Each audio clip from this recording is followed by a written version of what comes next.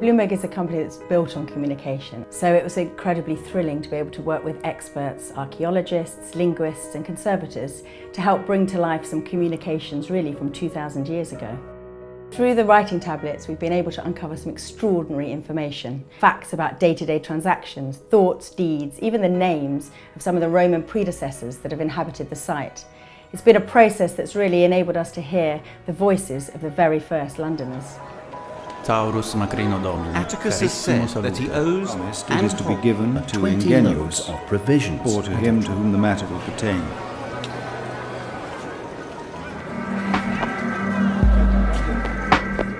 You never know quite what you're going to find with archaeology. We were hopeful with the Bloomberg site because it's right in the heart of the Roman city of London. We knew from the site next door that a wooden writing tablet had been found, and we were hopeful that we might get some more on the Bloomberg site, maybe 3 or 4. But what we actually found completely blew us away.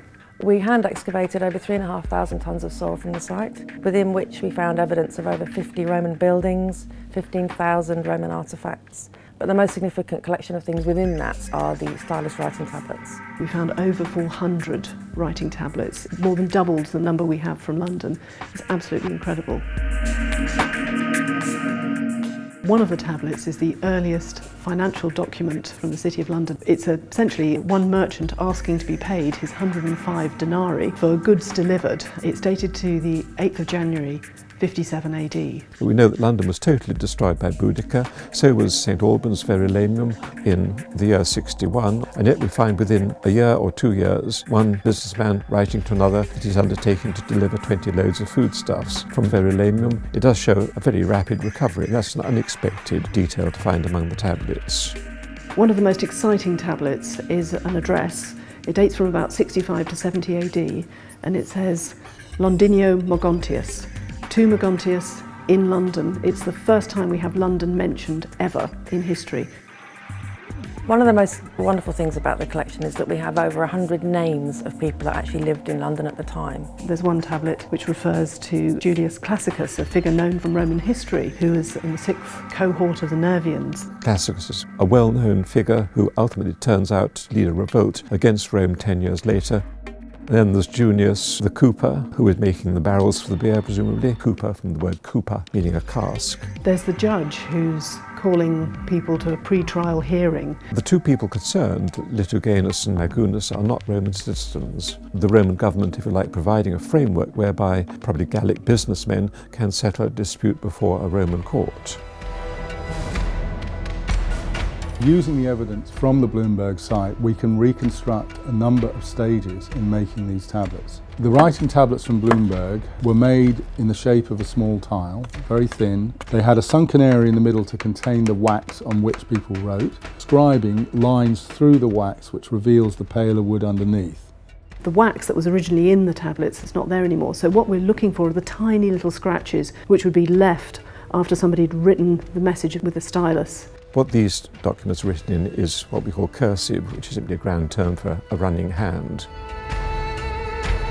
I picked out about 100 tablets. They were then passed on to Andy and his team. They took for me a series of photographs.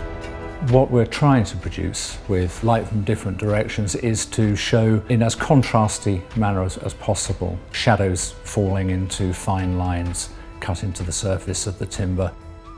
So you have a series of photographs taken with a diagonal raking light. You can combine these photographs. I do it in a fairly simple way, partly tracing, partly drawing.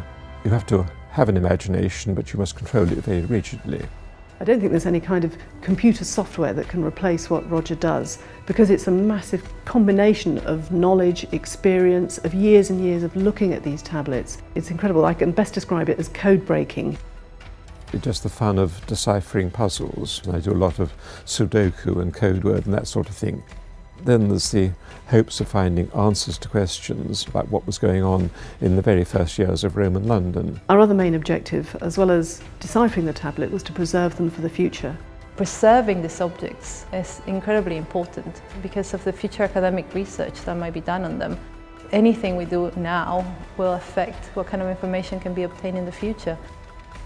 Bloomberg sees itself very much as the guardian of the site, and we believe passionately in the importance of conserving and protecting not only the objects but also the information that has been uncovered through this process. And we also feel very strongly about giving back to our local community, about sharing the knowledge for the benefit of future generations. And it's also giving people the opportunity to hear those voices of the very first Londoners.